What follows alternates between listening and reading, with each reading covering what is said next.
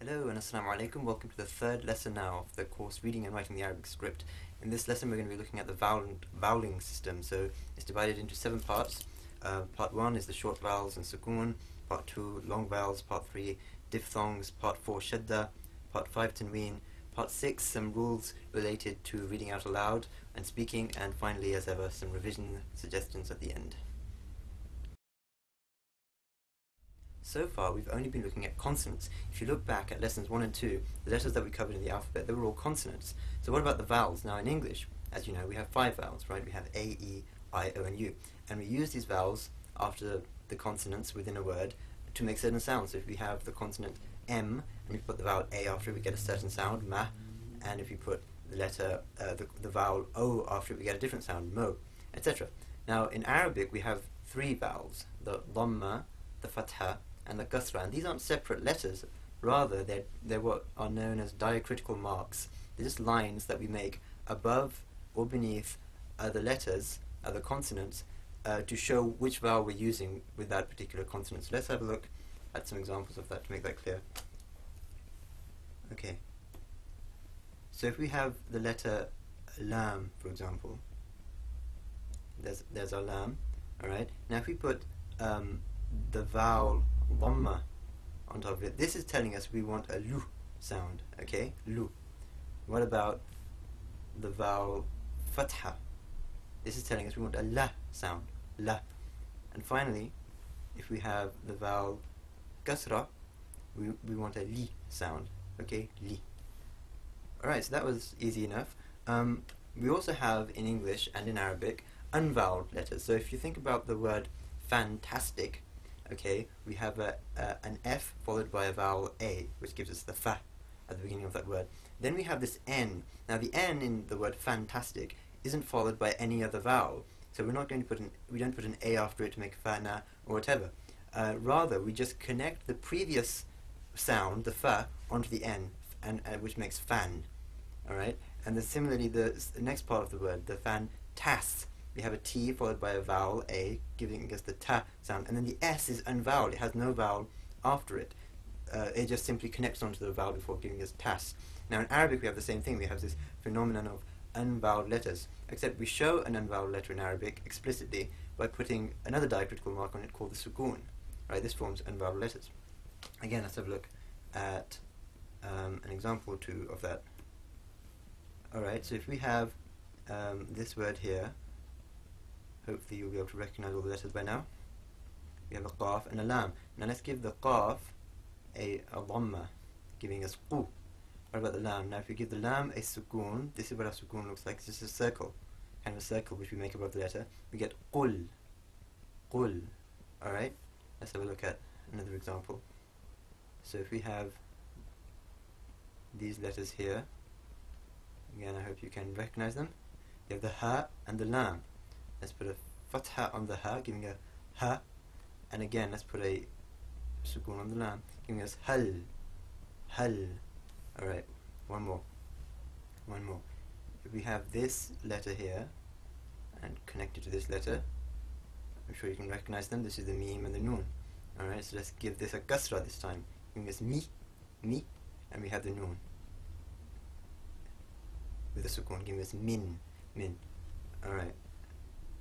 And that's all there is to the vowels. The only thing to remember is when making the vowel sounds to make them nice, short and sharp. So a meme, for example, with a fatha is ma, with a dhamma is mu, and with a kasra is mi. Okay, it's very important to make them short and sharp. And this is particularly important if you're more familiar with Urdu, where the vowel sounds are slightly, are somewhat softer. So we would say more with a dhamma and mi, but we need to make them short and sharp. Mu, ma, and mi.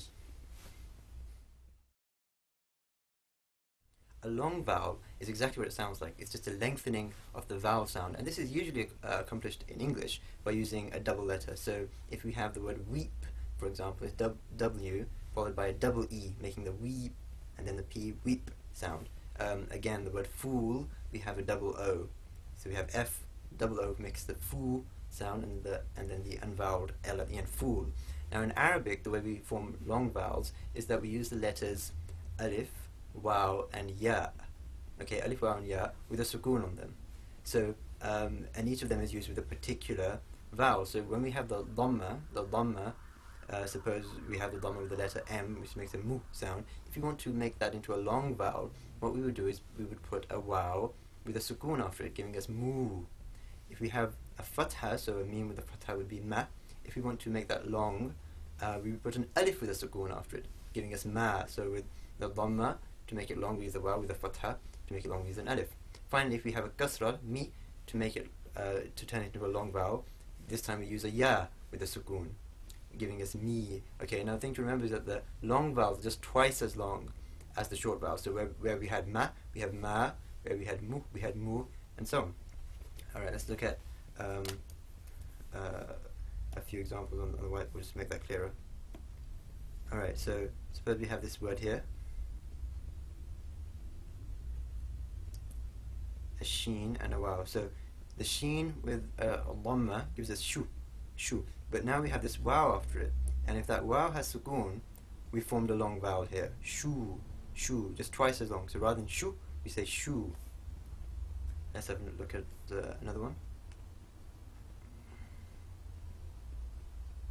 Alright, the ha with a fatha makes ha, and with an alif with a sukoon makes ha, long vowel. Remember, we said the alif is only ever used properly to make long vowels, and we'll come back to that when we look at the hamza. But where the alif occurs at the beginning of a word and it looks as if it's forming a vowel, it's taking a vowel, in fact that's an invisible hamza, but we'll come back to that. The important thing is that the proper use of the alif is to form long vowels, ha.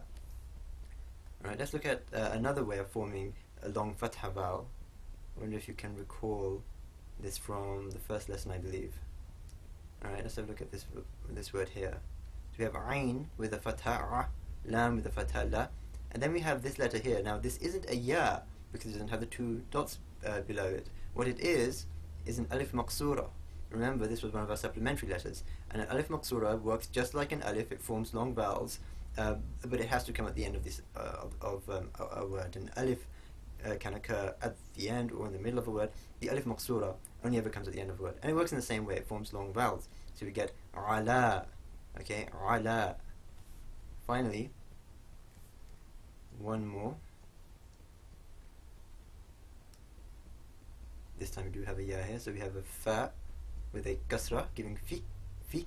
Now we have a ya after it, however, with a sukoon, turning this into a long vowel. We get fi, fi. Alright? So that's hopefully all simple enough. There's a couple of things to remember about forming the long fatha vowels. Alright, we've already seen two ways of doing it, with an alif with a sukoon and an alif maqsura with a sukoon. There are two other ways of forming a long fatha vowel. Firstly, what you can do in some words is simply write the alif above the letter that you want to form a long vowel with. And this can only be done with certain words, and it was much more common in classical Arabic than it is in modern Arabic. But still there are some words which retain this structure, which we'll come to. The other way is to form a long vowel using a madda. Now a madda is specifically a long vowel of the hamza. Right, so where we have an hamza with a fatha followed by an alif with a sukoon, and you have a sound, what you do is you use the madda, which is basically an alif with a squiggly line above it to represent this, to represent that sound. So let's have a look again at a couple of examples. Alright, so if we have this word here, let's write in just the letters without the vowels first. Alright. So we have a ra, a ha, a mim, and a noon. Let's put in our vowels now. We have ra with a fatha, giving us a ra. The ha, let's give that a sukoon, giving us rah. Now the mim, what we want to do is create a long vowel for the mim, a long fatha vowel. And remember, the usual way of doing that, let's write that down here, would be this way. In the middle of a word, this is how you would do it. Mim with a fatha followed by an alif with a sukoon. Right? But for this particular word, in fact, you can do this, or you have to do this for this particular word, giving us rahma, and then the noon at the end. Let's give that a dhamma. We get ar-Rahmanu, which is one of the names of Allah. It means the gracious one. So if we had an al in front of it, it would mean the